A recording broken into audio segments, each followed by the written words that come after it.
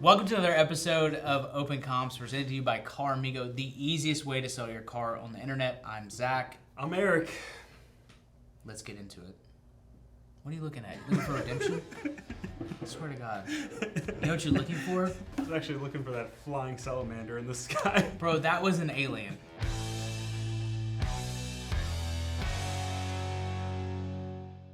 Breaking news, the biggest Buc-ee's in the world. The Buc-ee Center, the Buc-ee Epicenter, king of the Buc-ee Mountain, Tuberville, Tennessee. I just don't get it. And I don't get why people are so loyal to a gas station. When you're traveling with your family and you're a good father, unlike some, you have to stop in multiple places. You know, you got to find a nice place for you. You know, people use the restroom, you got to find a nice place for food, gas, it's a whole thing. Why do you actually like Buc-ee's? Convenience. Convenience. The convenience. It's actually, you go in there, they've got like a whole section full of jerky, they've got memorabilia. It's insane. You can see a beaver, your kids will love it. If you're a good dad, you'll take them there. If not... If you're a good dad, you'll take your kids to this gas station. It's not a gas station, though. I can't stress this enough. Like, I don't want to say it was life-changing, but it's one of the top. Were you touched there? No, I don't want to be inappropriate. What I will say is this. It was kind of like the first time I went into a Chili's. It was life-changing. Like, the first time I had a Southwestern Spring egg roll, yeah, that's kind of You're really showing your Memphis right now. I know. Jesus. It's incredible. It's weird that you haven't been. They're literally everywhere. So they got this thing where they're like chopping the meat, and they pull out the meat, and they go, meat on the board, and then everyone else around them goes, new meat on the board, and then it's a call and response. Cult? Is that what you It's said? a call and response. It's a cult. It's a type of singing. All right, if you're looking to join a gas station cult, Buc-ee's is the answer. And then they go sauce on the board. All right. Sauce on the board. The real question is this like, do you have to choose between Buc-ee's and there's also people blindly loyal to Wawa? No, that's is this like gang affiliation? No, I mean, like, honestly, Wawas are good, but they don't even compare. Buc-ee's, if you're looking to sponsor two veterans, I know a guy. I can't think of a better way to put your ad dollars than to put it here in Tennessee, where you've got the world's largest Buc-ee's. It's pretty much headquarters. I'll travel around Buc-ee's to Buc-ee's doing questionnaires. We'll host our show in Buc-ee's. The Buc-ee's Road Show. We'll go from Buc-ee to Buc-ee. We'll go buck wild. I'll wear the beaver suit. Eric will dress like a beaver. I'm excited. This is the best idea I've ever had.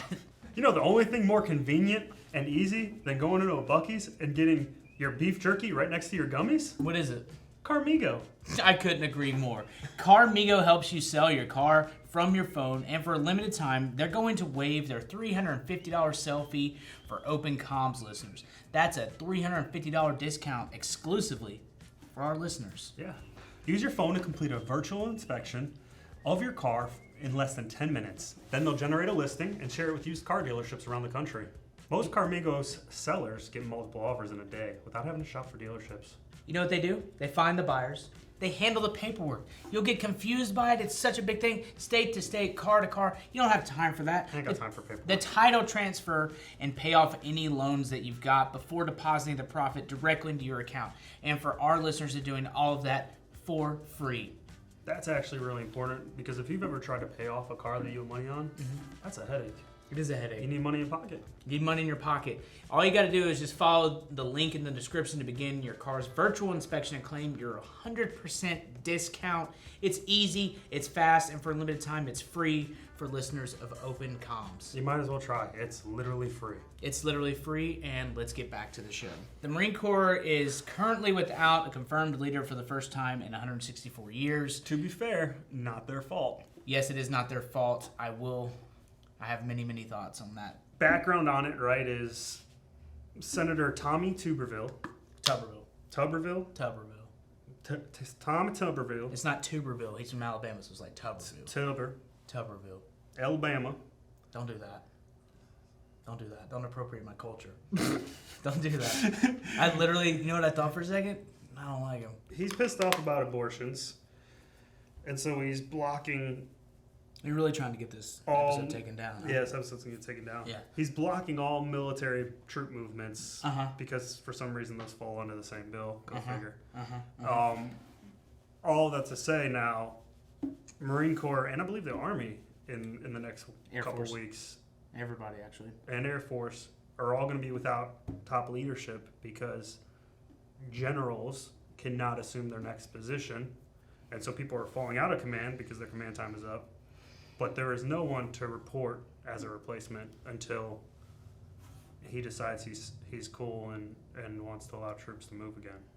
I mean, that's basically it. It's, it's something that I have found most common in the military and how it interacts with, like, government.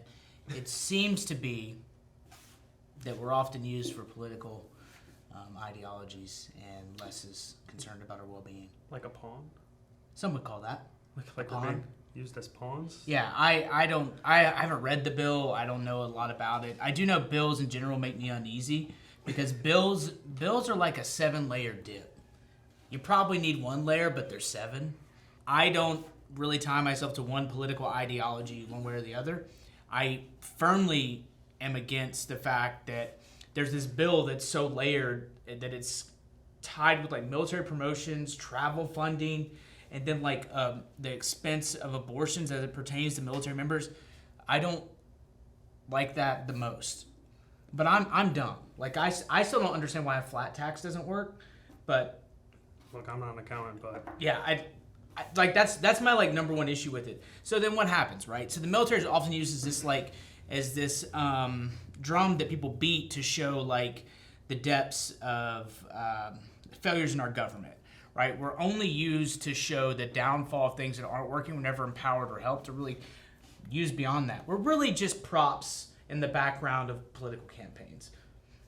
I wish it wasn't, but I think we really acknowledge some of that and moved like kind of more in that vein.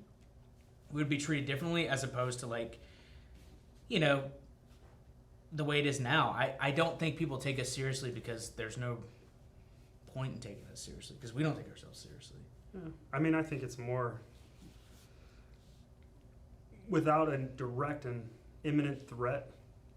We are, like we said earlier, we're a pawn, right? And so people on both sides of the aisle are leveraging the military to get what they want. Yeah. And so they're going to tie this bill, and it just, the military should not be political, right? The military is supposed to be an apolitical organization. Yeah. Through and through. But it's being leveraged now, and like I said, it happens on both sides of the aisles. It just happens to be the right leveraging it right now to say, all right, we're not going to allow generals to move into the next position, and it is going to affect, if they don't fix this, it's going to affect readiness, right? Like, readiness is already shit. We can't recruit numbers. Now we're going to say, okay, we can't get leadership where they need to be to actually lead, and that is happening across the branches. So, we'll keep you updated on this, but right now, Marine Corps doesn't have a commandant. I believe the Army is about to lose the top general and not have a replacement immediately, and you said the Air Force is following suit, so... Yeah, the Air Force has a very similar... Things are going well. To piggyback off of that, the U.S. Air Force, in the most U.S. Air Force moment ever, said they're suspending bonuses. Like, of course they have bonuses. And personnel. Of course they have bonuses. And you just gotta... It's personnel moves. So, like, again, it's the same thing. It's all tied up. Like, why are there so many things tied in bills? That's why I don't like it. And you hear stuff about, like, they get it in, like, the 11th hour before it's getting ready to pass, and it's, like, 100-plus pages or whatever, and they don't have time to read it or understand it or, like, pitch their team. This type of stuff that continues to hold all of us up. It really gets weird. Well, the Air Force just said they're out of money. Like, yeah, I mean... We don't have money, and so no one's PCSing, and if you had a bonus, you don't anymore. I mean, they're essentially stop-loss, right? Like until October when they get their new fiscal year budget, but yeah. Does that mean their, like, time and grade and stuff doesn't count, do you think? Well, I think what they're doing is they're... Like, their careers are on pause, effectively. Well, no, they're suspending any type of movements, any type of bonuses, in my eyes, probably so they can make sure that they can continue to pay people through the rest of the year. Yeah. So they're probably preserving, which is good leadership on their part, actually. Yeah. They're preserving, making sure that they can actually pay their airmen, which I don't know if you've experienced, but in the Army, I've experienced it a couple times where they're like, hey, we don't have money and this isn't getting approved at Congress, so you guys aren't going to get paid this week. No, that happened when I was going to school. So, yeah. You were. It's a real thing. No, 2011 we had money. We had all the money. We had money. We had Bush money, baby. Yeah. Well, we had a lot of funds out there. Right and now you then got 2013. Biden money. Yeah. We've got less than. What was the next one? The next story is about a veteran whose service dog died after a violent arrest sues police. National Guard veteran Joshua Rohr, his service dog was killed by a car hours after being tased by police and fleeing as Rohr was arrested in Gastonia, North Carolina. Did you watch the video? I did, cam actually. Footage? Yeah. Do you remember this happened like 2 years ago? I think it was 2021.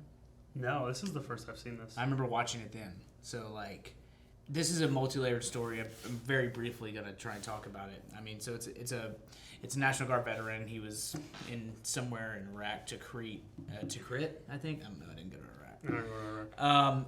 He's in Iraq. He has post-traumatic stress disorder, all these different things, and he received a service dog as part of his treatment through the Department of Veterans Affairs. 2021, he has run with the police. He gets arrested, and his dog was hit hours after fleeing the scene when an officer tased his dog. He's actually standing in the median of a road. Yep. The dog is there with him.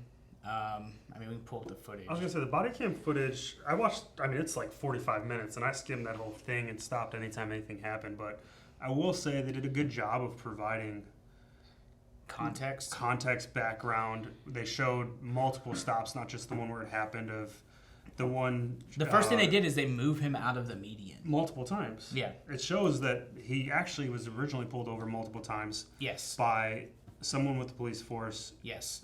He was a sergeant. He said he identified himself as a wounded or disabled veteran himself. Yes. He tries to help the guy. He asks him about the VA and then asks him to get out of the median. When I think about veterans today, this is what I think about. I think about this guy right here. They said the police failed him. I don't find that to be factually accurate. There's a lot of stuff in there about like social media posts and all this stuff. Like like his lawyer saying there's like a social media pattern to disgrace him and discredit him. I don't find any of that to be true. I could be wrong on it.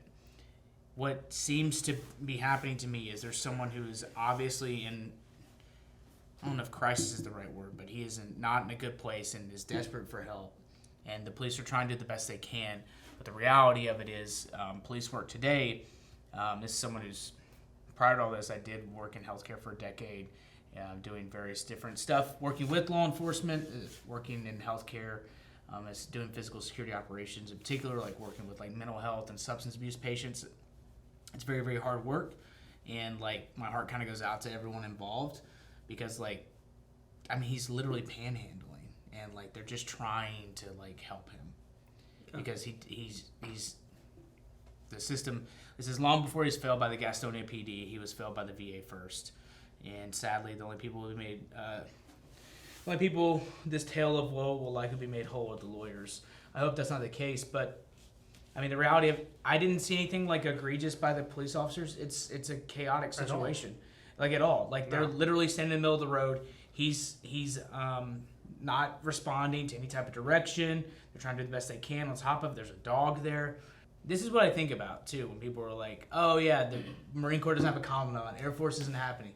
Like we have all this stuff. We have all this money for Ukraine. We've got cash for days for Ukraine. It's almost like we print it. But we can't help this guy. This guy who the only form of identification he was able to give people was an expired veteran's ID, right? So why do we always have enough money for war but never enough to cover the cost? Yeah, Like, what does it take? Like, this isn't individualized. This is more like a canary in the coal mine. This is... I'm not going to blame the VA either because I have more knowledge of healthcare than most. Like, it's doing the best it can, but like there's a lot of pressure on that system. A system that's controlled by Congress.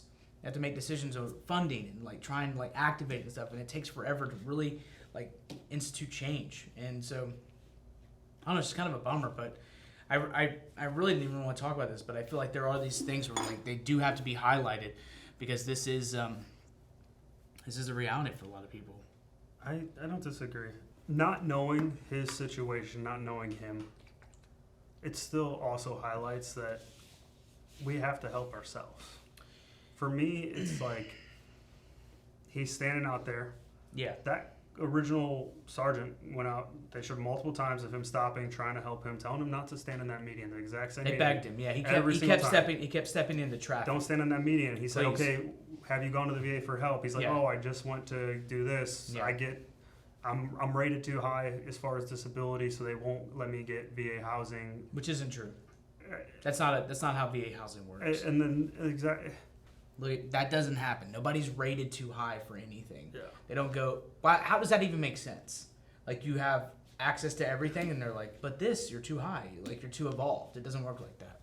Well, and the point The is, VA like, housing system actually requires people to be sober most of the time. Usually, that's what it requires, and that's why people don't like it as much. I believe it. And so it's like, yeah, to a degree, I get it. And at the end of the day, I feel really bad for the dog. Mm-hmm. But that was avoidable. It was avoidable. All it takes is accountability to be like, hey, that was avoidable, but he's trying to cash a check anyways. Yeah, So the lawyers will get paid, but so will he. He will. I don't know. And that's accountability in the community. I don't care. I'll be the first person to tell you that change is hard and it takes time, and you have to be accountable. But like, there is a difference between not trying and trying, and like, some people don't have the ability to do that, and I understand that. But some people need a jolt. I don't know. I hope he's able to find something and find. I mean, but like you see the photos of him and that dog, like he was pretty happy, like earlier, like he's, he was able to find some stability, and I mean, it was in 2005 when he was deployed. I don't know. Hopefully, it's just. I think that's part of the problem, though, in the veteran community. We've talked about a little bit is there's a lot of veterans who want a handout, who want someone to make them feel special and want to make them feel entitled. And we talk about entitlement, but like... You think it's a bad thing? Absolutely. I think it's a bad thing, too. There's too much entitlement in our community. Like, it's real. You raised your right hand. You volunteered. Yeah. Stop making people feel like they need to treat you like you're special. You're not. Why do you think that is? Do you think it's always been that way? I think because a lot of people joined the military and weren't anything before it. I wasn't either. This is why I like this. Is going to be hurtful, right? Yeah. Some people are going to be hurt after this. The hardest swallow pill, right? But they joined the military. They were meant to drink the Kool-Aid, to feel like they're doing something amazing. They're part of this small percentage of the population that's even eligible. There's a lot of that. Did it. There's a lot of that stuff in the early terror. And then you get out of the military, and if you think you're special, if you think you deserve more than everyone else who is on your left and right, you're going to fail. And you're going to end up in a bad situation. And I'm not saying you deserve it. But why do you think it is that people will serve in the military and then use that as some sort of entitlement's not the right word, but access to entitlement? There aren't other things people do where they're like, oh yeah, I did that. I was a landscaper. Yeah. Like, thank me for my service. Yeah, you don't know about the ragweed war of 2004. Like, I don't. We romanticize the military, right? Like Hollywood romanticizes it. We romanticize it. It's partly for recruiting. It's partly for. It's just such an ingrained facet of the American culture. Like we love our military. Yeah. Because we've been at war since we've been a country. Yeah, and we're good at it. And we're fucking good at it. Yeah, we're good at it. There's something to be said for the balance of understanding military service and how it can be good and bad for your own identity. But, I mean, the older I get, like, I'm desperate to not let it be the only thing that's interesting about me. It can't be your identity. I'd much rather be known as, like a good husband and a good dad. Like, that's it. That's cool. They're like, he was, he loved his kids, he loved his wife. That's put me in the ground that way. And then, parentheses, was also the boogeyman, a little bit, close parentheses, but top shelf. Yeah. Husband, father, was about it. Yeah. Close parentheses. Absolutely. But that's the point, right? Like, didn't just bounce around VSO to VSO looking for the next free thing. There has become, it's just the whole industry. When it's become an industry to be a veteran, that's when you'd be like, we got to pump brakes here. We got to We got to do it. I mean, I'm always trying to downplay it. That's why I made a persona online, I guess. Speaking of veterans, proving that officers are the greatest scum of the universe, another Army Reserve officer, your kind, Yeah, defrauded Gold Star I'm families. not drafting this guy, dude. I'm not drafting No, you did draft him. He's a major. He's one of yours. Not for long. Someone said, "Oh, we like these guys." An Army major He defrauded should have Gold Star known by families. his name being Kaz Craffy. Kaz Craffy. That Kaz dude is Craffy. up to something. I hope they put you in the deepest, darkest hole they can find. I hope they open up wherever they put what's his name, Bernie Madoff, and they put you right next to him. You know who you should defraud? Gold Star families. Gold Star families, for anyone who doesn't know, is someone whose family member died during service. Immediate family member, died during active duty. And it's like right during their grieving period, they are given their life insurance. Life insurance policy. And this man's job was to advise them, so they need it, on how to handle that, whether it be savings, investing, how to spend it properly. Yeah. And he told them to invest in a bunch of bunk stocks that he got commission kickbacks from. Yeah, he didn't disclose that he was a part of a financial institution. At the time, he was working for 2 private financial firms, don't trust them, which he did not disclose to the Army or Gold Star families. Through his work in the Army, he connected with Gold Star families, getting them to put financial benefits into accounts that he managed. He made $1.4 million and lost all of those families that invested $3 million. Yes. He's literally taking life insurance policies, people who have died in war, and then lying about it, putting it in, I don't want to say it was most likely obvious bad investments, but like the fact that he took this money, he took this insurance policies, all these people have left of their family members, and then just funneled it off. I mean, well, oftentimes like the sole provider of that family, like that person is paying your bills, they're paying your mortgage, and he's saying, hey, he literally is going to families and saying, "Don't." He's going to people at their weakest, at their most. A wife vulnerable. who just lost her husband and has to provide for their 3 kids, whatever, right? Mm-hmm. And he's saying, "Don't pay off your mortgage, invest in this portfolio company, and lose all your money." Yeah, no, he's the worst. I mean, there's always people that are wealthy who will tell you how to be wealthy, but for $10 a month, miss me with that. That's why I'm grateful. You can't teach. I'm so grateful for people like, Finance Maneuver, the guy who started that, Jordan. He actually is a Marine and started a company helping people transition their thrift savings plans into other investments. So actually pull from the military and get them out. And so actually helps people really get a leg up after service. So you should check it out. He's one of the best out there. He's awesome. And he does it for free. They have free He courses. actually does it for free, yeah. Free courses for finance. What's cool is so I'm gonna tell the story. I was like, how'd you do that? And he's like, he went to an investment firm. Was like, hey, I got this market. I'm telling you, I can get it. And he hit his 1-year goal in 6 months. Just bodied it. That's awesome. Then that's what started Finance Maneuver. I dig someone who moves like that. He's one of the best, and I can't say enough about him. I remember. Pretty much every time I FaceTime him, he's on a boat somewhere, or skydiving. Yeah, dude, he skydives a lot. He's cool. He's cool. Good dude, though. Hope I get to see him soon. Other cool dudes. Who do you think? Let me think. Travis at Alpha Elite. When I think about someone who makes me want to be better, I think about Alpha Elite Performance because they're really kicking it up a notch. You're looking kind of parched. You look a little dry. You don't look alpha. You don't look elite. You know what you can do to fix that? Get some Alpha Elite Performance. Alpha Elite Performance is a veteran-owned supplementation company that has everything you need from going to zero to hero. Side effects include becoming a Green Beret, getting people pregnant, being a beast. This shirt was sent to us by Travis at Alpha Elite Performance, and it says so right here. I killed my first guy with this one. So, die hydrated. I don't know why you would, but you die hydrated, die swollen. That way your family's impressed when they see you in a casket. Go to alphaeliteperformance.com for all your supplementation needs. Also, Travis is scary tall. He's a large person. Well, but in general, most combat people are my size to your size fit max. in helicopters. Well, like, so you don't ever see guys who are like cracking 6 feet, like, you know, doing a combat glide because they're like up to here. I was deployed with the Aussies, and I, for the longest time after that, thought they were all 6'5". Yeah. And I'm like, dang, it's like kangaroo meat.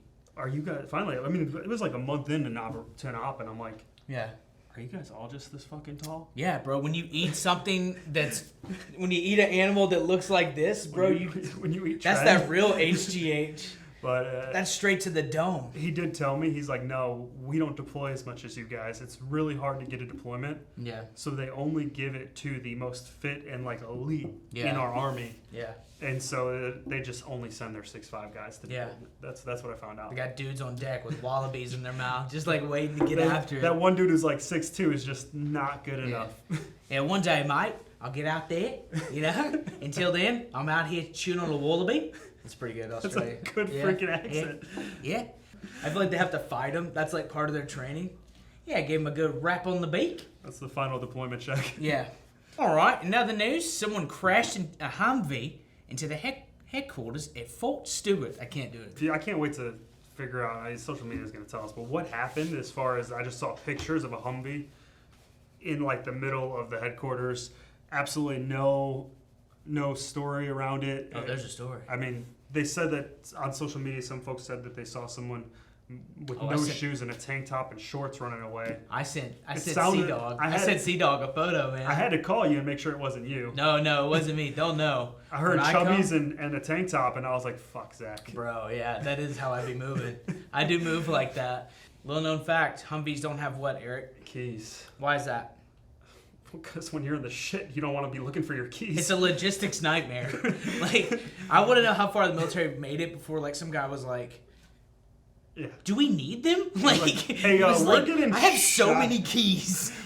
Where the fuck are the keys? Come on. Was it Patton? He's like, give me the key. Like, someone, I need to know that. It had to have been a Patton type that was like, all right, we gotta fucking go. And his aide was like, hang on, I don't know where I put the keys, sir. Just like. And from that point on, he was like, never again, GM. Never again send me a vehicle that needs keys. No, here's what happened. At approximately 10 a.m., a military vehicle drove into the front of the 3rd Infantry Division headquarters. But that's not even a good time to be, like, out joyriding.